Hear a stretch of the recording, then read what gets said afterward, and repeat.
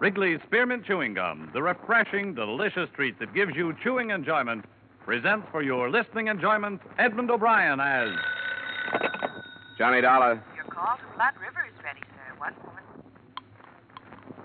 Go ahead, please. Hello, Deputy Gray? Yeah, is this Mr. Dollar? Yeah, right. I've been assigned to the Colburn shooting. I got your telegram.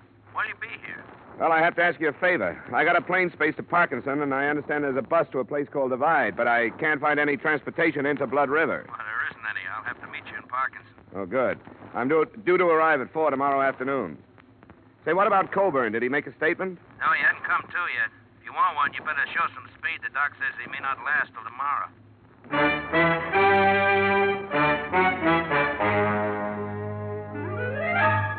the makers of Wrigley's Spearmint Chewing Gum bring you Edmund O'Brien in another adventure of the man with the action-packed expense account.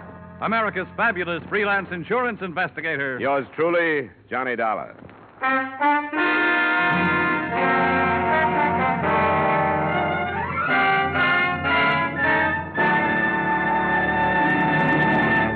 To make every day more enjoyable, treat yourself often to refreshing, delicious Wrigley's Spearmint Chewing Gum.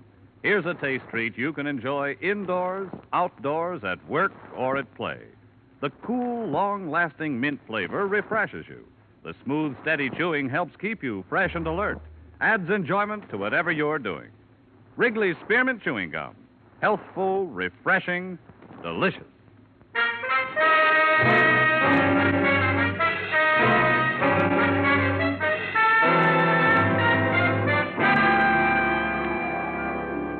Expense account submitted by Special Investigator Johnny Dollar to Tri-State Life and Casualty Company, Hartford, Connecticut.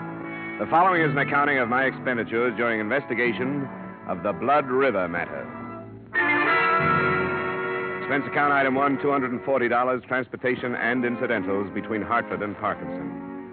I was paged at the airport and given a note that directed me to St. Paul's Hospital, where I was met by Deputy Sheriff Tom Gray. They brought Colburn in here this morning, trying to pump some blood into him, I guess. Nothing like a hospital out in Blood River. Any improvement? Yeah, I don't think so. Slugs from a 45, 4 of them. If it was me, I'd have left him where he was. Moving him 40 miles didn't do him no good. What did this insurance company send you out for? Just a routine check. When a policyholder gets shot up, they like to know why and by whom. How much insurance do you have? $50,000 worth. Oh, I didn't know that.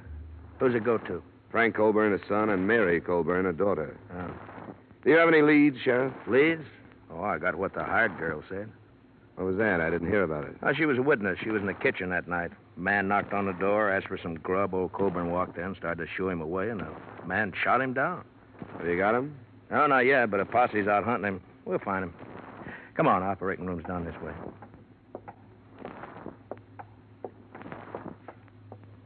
Tom, have you heard any news? Not yet, Mary. Hello, Frank. I didn't know you two were here. Yeah, we came in as fast as we could. This is Dollar. He's from your pa's insurance company back east. Miss Colburn, Frank. Who sent for you, Dollar? The insurance company was notified of the shooting. They asked me to come out. Why? I don't think this is the time to talk about it. It's just the way they work, Frank. They like to look into things like this. Come on, Dollar, in here. Oh, Tom, wait. Can't we go in, too? The doctor told us to wait here, but we've got a right to go in if anybody has. Well, I guess you have, Mary, but the doctor probably thought it'd be easier for you this way if something went wrong, you know. Well, it isn't. I want to be with him. I have a right to be. All right, Mary, if that's the way you want it. You too, Frank? I don't see how it'll do anybody any good, but I'll come.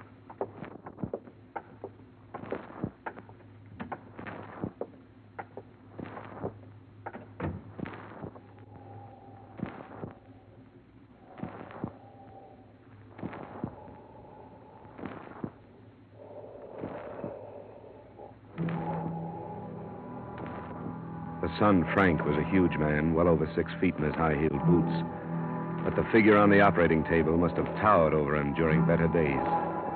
I learned later that Max Colburn was more than a man. He was already a legend in the Blood River section. But here, under the intense glare of a battery of overhead lights, and under the probing instruments of the surgeon, Colburn was a great deal less than a man. Through the concealing sheets, you could realize the disintegration of his body and his massive head, skin now bloodless and drawn, had already taken on the aspects of a skull. I knew he'd never make a deathbed statement, but we stood there and waited 2 hours for him to die.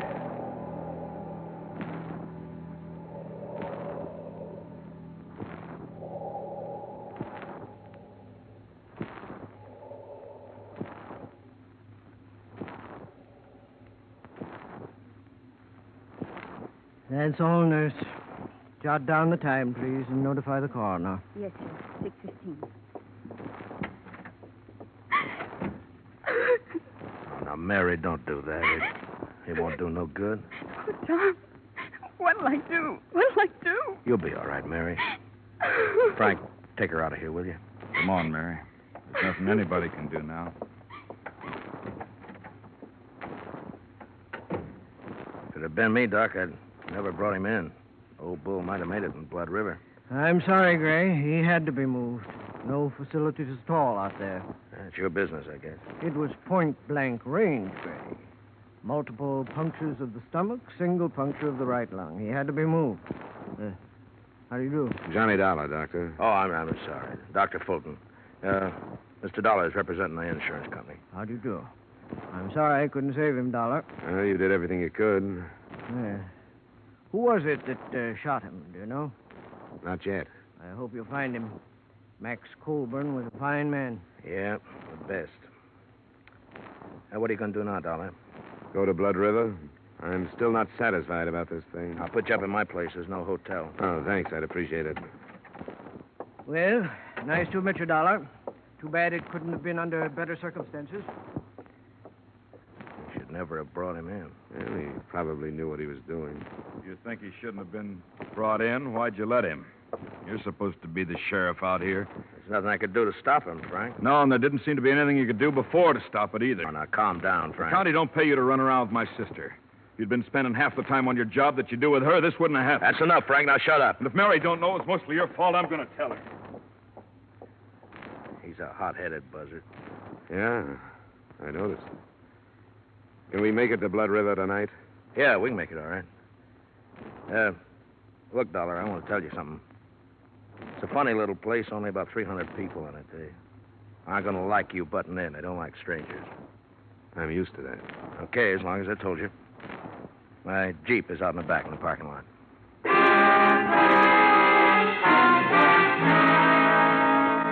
It was only 40 miles to the village of Blood River. It took us until 9:30 to get there. But long before then, I had begun to feel the place. It was at the foot of a range of mountains that rose sheerly from a narrow, choked valley. And it was the mountains that gave the feeling of oppression. In the moonlight, they seemed to be leaning over the village, ready to destroy it at any moment.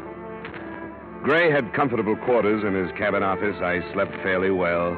And the next morning, he drove me out to the village, to the Colburn Ranch.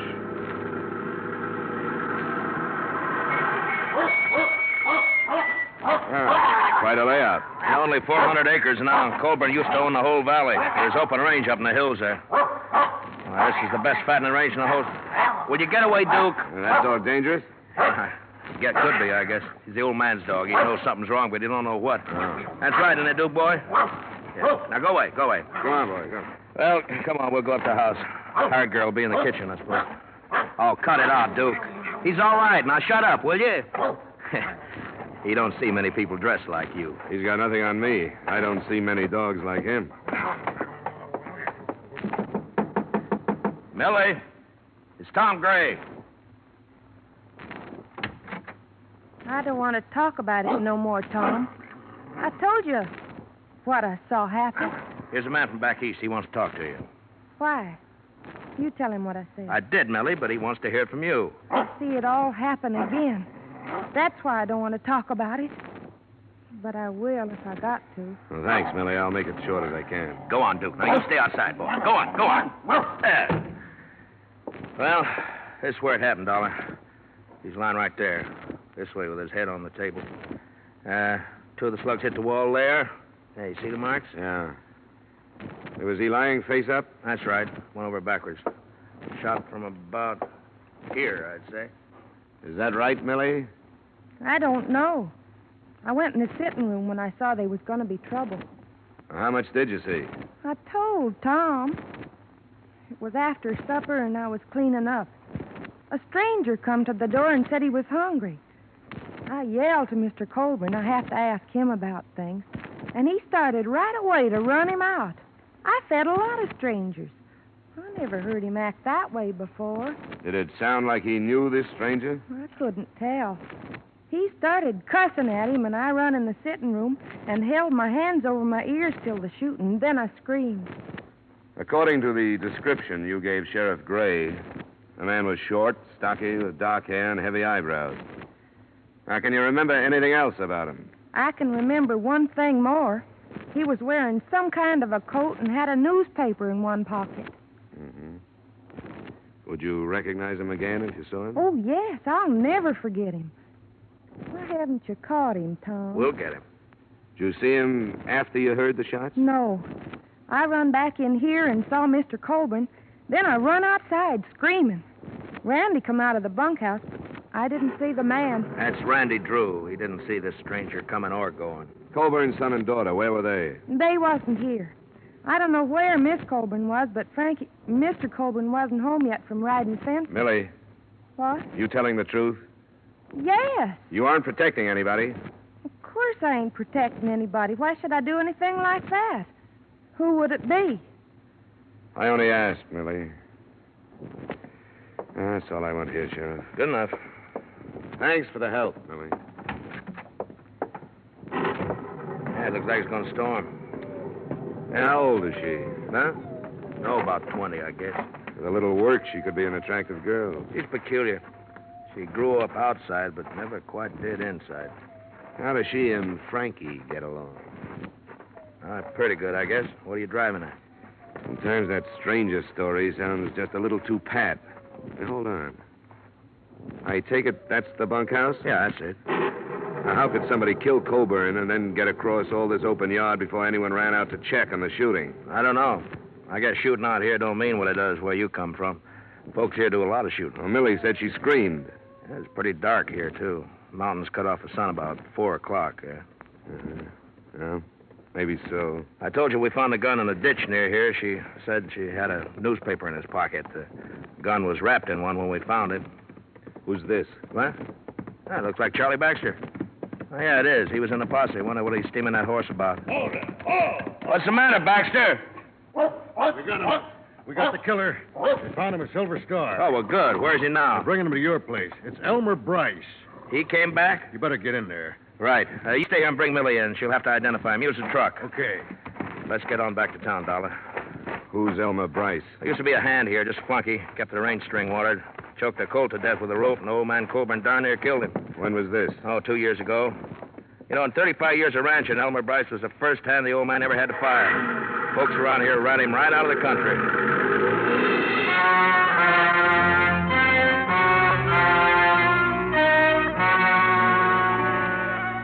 A thunderstorm swept in over the mountains and began to drench the valley during the trip back to the village. A group of maybe a dozen curious were huddled in slickers outside Gray's office waiting for a look at the prisoner.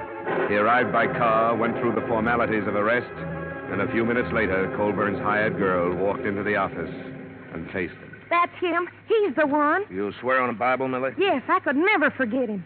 Okay. You can go on back to the ranch. Thanks for coming in. I'm glad they caught you. Oh, Millie. When they kill you, maybe I can sleep without seeing it happen all over again. That's enough, Millie. All right. Hey, you want Millie? Well, Bryce, you're under arrest. Anything you say will be used against you. I didn't kill him. You deny being at the ranch? I was at the ranch, but I didn't kill him. Well, what did you do? I was hungry. I thought I could get something to eat. He owes it to me. I can't get work no place because he talked about me so much. Nobody'll hire me on account of the way he talks. It wasn't my fault that colt choked. He kept pulling and the rope jammed. Colburn, he told people I was crazy and I did it for fun. That ain't right. What happened at the ranch? Well, I asked the girl for something to eat. She called Mr. Colburn. He come and cussed me out and told me to get off his land. And I left. Millie says when he cussed you out, you killed him. I don't care what she says. What kind of a gun do you carry? I ain't got no gun, and you can't prove I killed him. Of course, I never did. Him too is Gray. We want Elmer Bryce. Why did you go to his ranch instead of some other? I told you. Because he owes me something for what he done to me. Why don't you tell the truth so we can get on with this, huh? I didn't kill him. You hated him. I hate a lot of people. Listen to them. Who is it? Baxter, let me come in. Just a minute. All right, come in. Gathered fast, Gray. Must be near to 100 out there now. They sent me in to say they wanted Bryce. Well, they can't have him. You know how they feel about old man Colburn. They want his killer for themselves. I didn't kill him. Nobody can prove I did. I think you've waited long enough, Sheriff. You better get this man into a car and get out of here. All right. Come on, Bryce. On your feet. I ought to give you to him. I don't care what Give me a hand, Dollar. Sure. The faster we move, the better. Open the door, Baxter, and start out. We'll be right behind you. All right, let's go. Move, Bryce. Come on, move. Come on. Get to the car, Bryce, quick. Now go home, folks. Anderson there, you go home. And Phil, you know better than to do this, and go on home, will you? Right, get away, Lego. We don't need no outsiders. Ben, take care of this outsider. I got the killer. Use your head. This won't do any good. This is Hackers, you crazy. You ain't gonna stop it. Oh!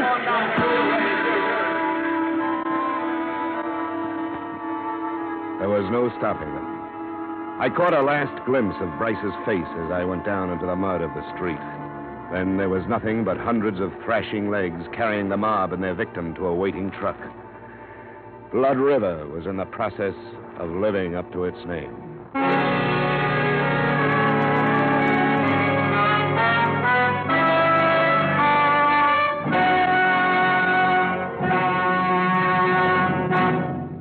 To make every day more enjoyable, treat yourself often to refreshing, delicious Wrigley Spearmint Chewing Gum. The lively, full-bodied real mint flavor cools your mouth, moistens your throat, freshens your taste. And the chewing itself gives you a little lift, helps you keep going at your best. So for real chewing enjoyment that's refreshing and long-lasting, always keep Wrigley Spearmint Chewing Gum handy. Healthful, delicious Wrigley Spearmint Gum will make every day more enjoyable. And now, with our star, Edmund O'Brien, we return you to the second act of yours truly, Johnny Dollar.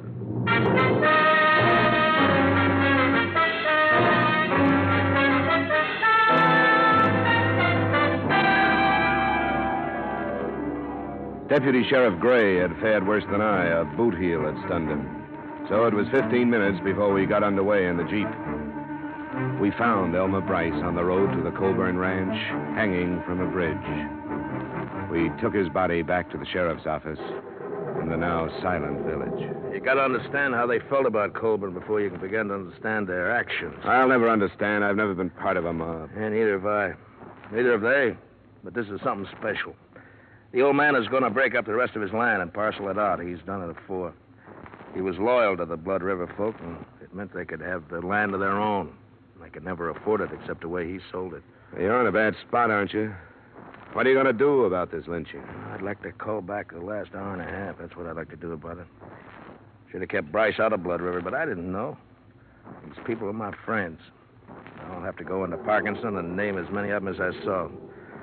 That's what you pay for wearing a badge, I guess. It's a lousy break. Is there anything I can do? I think I better strap on a gun. For the first time since I got this job. See there on the desk the receipt I made out when I took Bryce's personal things? I better have that. Is it there? Yeah, it's here. Sheriff, What? what's this? Who signed this? Charlie Maxwell. He signed because Bryce couldn't write. That's his X just above there. He couldn't write. Well, no, he wasn't much for brains. You saw that. He couldn't write his own name, but he carried a newspaper around with him? Why? Just to have it handy for wrapping guns? Or did he learn to read without learning to write? Well, it's going to be a strange kind of justice, Sheriff. If he was telling the truth and your village killed an innocent man, those that go free will live with that for the rest of their lives. I'll leave the Jeep with you. I'll drive Maxwell's pickup into Parkinson. Yeah, thanks. There's some of my clothes and boots you can wear. Better get out of them wet ones. And just take this advice, will you? Don't go throwing your weight around. It's going to send them crazy. Be careful. I'll be back after supper.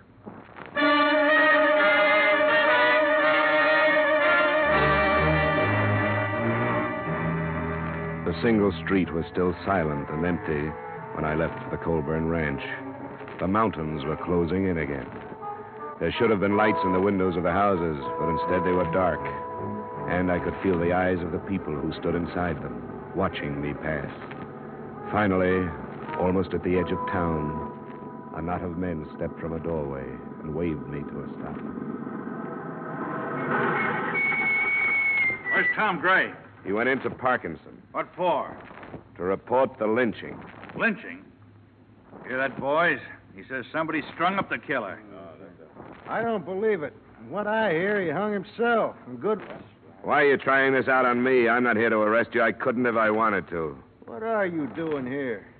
I'm still looking for Max Colburn's murderer. Bryce hung himself. He shouldn't have, because he wasn't guilty. Who says that? Sheriff Gray and I. There was nothing against him but your personal feelings and some circumstantial evidence. He's the one who done it. He even said so. Said what? That he went to the ranch first off. Why else would he do that? He was hungry. Now, come on, get out of my way. If you people think the rest of the story will help your peace of mind any, I'll try to get it for you. But Bryce was innocent. Think about that for the time being. Come on, move it, Ben. I'm coming through. Let him go, Ben. Come on, boys. He can't hurt us.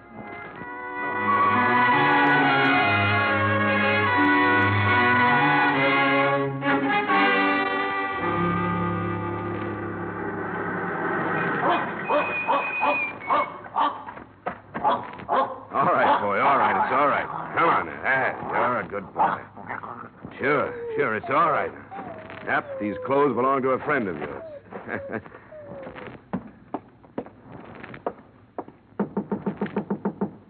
Who is it? Johnny Dollar, Miss Colburn. Oh, Who is it, Mary? it's Mr. Dollar, Frank. Oh, yeah. Come on in, Dollar. Thanks. We heard about Bryce. I'm sorry it went that way. Any man, I don't care what he is, has a right to a trial. Yeah. Lynching is one of man's least pleasant habits. This one especially, it looks like Bryce was innocent. No, he wasn't. Millie said he was the one. There could have been a lot of things wrong with her statement. She didn't see it happen, she only heard it. Somebody else could have taken advantage of Bryce's visit and done the shooting himself. I don't follow you. He did come out here, he admitted it, but I don't think he killed your father. He hated him. Mary, stop that. Sure, he hated him. Everybody knew it. With that and Millie's statement, who would bother to look any further than poor dim-witted Elmer Bryce? Oh, Frank. Oh, Frank. Shut up, Mary. Go on in the other room. Wait a minute. What's the matter with her? She's upset. Frank, you killed him. Shut up. You'd like that to be true, wouldn't you? You said you would. You said you would, and you killed him. I'm going to the sheriff, Frank, and don't try to stop me. She's off her head. Like everybody else in this blasted hole. Yeah? Why should she have said that? Because I lost my temper one night. Told the old man he better blow his own brains out before I did it for him. Because he forgot how to think with them.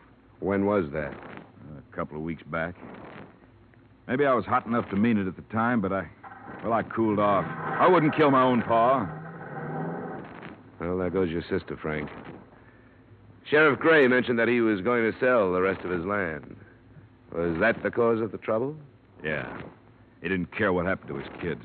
I told him with all the war talk, this was the time to hang on to it, restock the herds, and get ready to make some money. Ranch is yours now. That's right. Mine and Mary's. Where were you when your father was killed? I was riding fences up by Red Knoll. Do you have any way to prove that? Any witnesses? You don't run into anybody up that way. That's our land. Folks stay off it. What about it, Frank? What about it? There's a lot stacked up against you. I know it. You can depend on my sister. You and anybody else who'd like to string me up for it. What about Millie? Was she in it with you? In it? Now, wait, don't get the wrong idea. I didn't kill my pa. There's a lot stacked up against you. Well, there are places to go. I don't like jails and courtrooms. I think I'll just fade until it blows over. That's not the way. You won't make it. You're going to stop me? I'm being paid to see this thing cleaned up. I'll have to try. Get out of my way, Dollar. You sit down until the sheriff gets you. Get away from the door. You're an outsider. It's none of your affair. Now get out of the way. I said get out of the way. What's this to you? Stay where you are. You can't make me.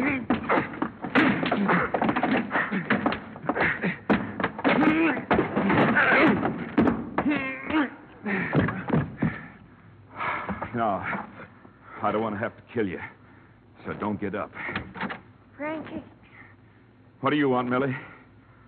What are you doing with that gun? you've got to kill him, Frankie. Get out of here. You've got to. For me. Why? Because I lied. I lied to everybody. What about? About your pa. Elmer Bryce didn't kill him. Millie. Because I did. I killed him for you. You told me that night you wished he was dead. You remember that night? I remember, Millie. And I told you I'd do anything for you. Remember that? Anything. Yeah, I remember. I lied. Elmer Bryce came, but I stayed in the kitchen and heard everything he said. I knew he hated your pa, and after he ran away, I thought about it. You're crazy, Millie. I waited for a while, and when I knew nobody saw that man leave, I yelled to your pa again. And when he come in, I shot him. And that night, I threw away the gun. What's the matter with you, Millie? You know what's the matter. Now, you can't run off and leave me. You've got to help me. I can't help you. You got to kill this man. I won't do it, Millie. Then you've got to take me away with you. I'm not going away now. I don't have to. I didn't have anything to do with it. This is the end for you and me. All right, Frankie. Hey, get down. Don't do it! Kill her. Drop it. Let go. All right. All right. I did it for him. Now I don't care what happens to me.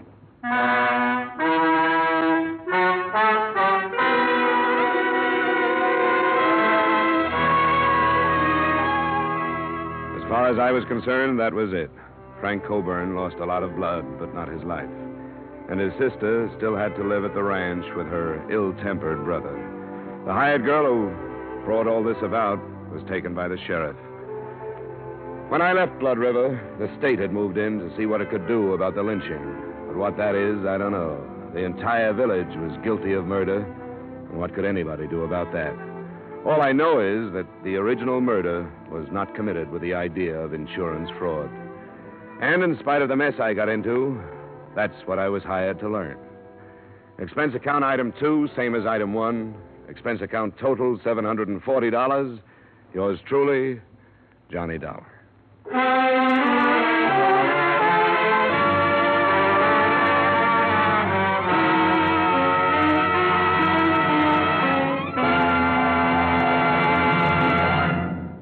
Remember, friends, to make every day more enjoyable, treat yourself often to refreshing, delicious Wrigley's Spearmint Chewing Gum. There's lots of cooling, real mint flavor in every stick. And chewing Wrigley Spearmint helps keep you feeling fresh and alert. You feel better, work better, get more fun out of doing things. So indoors, outdoors, wherever you go, keep some healthful, refreshing Wrigley Spearmint Chewing Gum handy. To make every day more enjoyable, treat yourself often to delicious Wrigley's Spearmint Chewing Gum.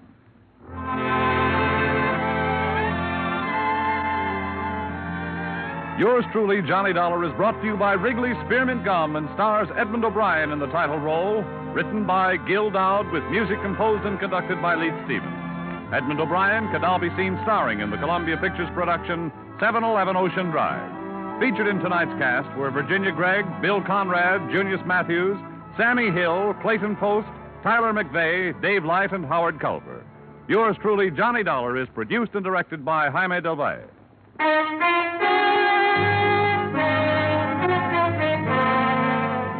The makers of Wrigley's Spearmint Chewing Gum hope you've enjoyed tonight's story of Johnny Dollar and that you're enjoying delicious Wrigley's Spearmint Chewing Gum every day. We invite you to join us again next week at the same time when, from Hollywood, Edmund O'Brien returns in another adventure of... Yours truly, Johnny Dollar.